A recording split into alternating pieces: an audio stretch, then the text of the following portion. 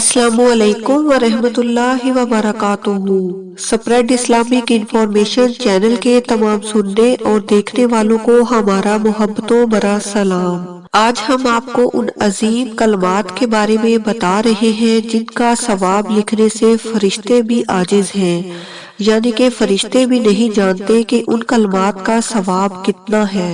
نبی اکرم صلی اللہ علیہ وآلہ وسلم نے فرمایا، اللہ کے ایک بندے نے اللہ کی تعریف کے کلمات کہے تو 2 فرشتے دوڑتے ہوئے آئے تاکہ ان کلمات کا ثواب لکھیں، لیکن ان کو معلوم نہ تھا کہ ان کلمات کا کیا ثواب ہے، تو وہ اللہ کے پاس ان کلمات کو لے کر گئے اور درخواست کی کہ اے اللہ، تیرے ایک بندے نے تیری حمد کے ایسے کلمات کہے ہیں، ہم نہیں جانتے ان کا ثواب کیا ہے۔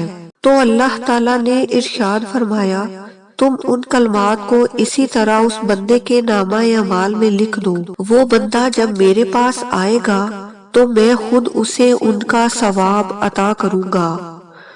وہ کلمات یہ ہیں، یا ربی لک الحمد کما ینبغی لجلال وجہک وعظیم سلطانک۔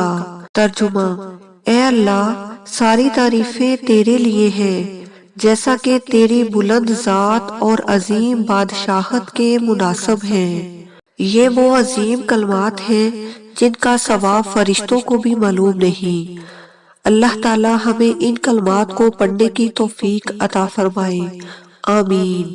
السلام علیکم ورحمۃ اللہ وبرکاتہ۔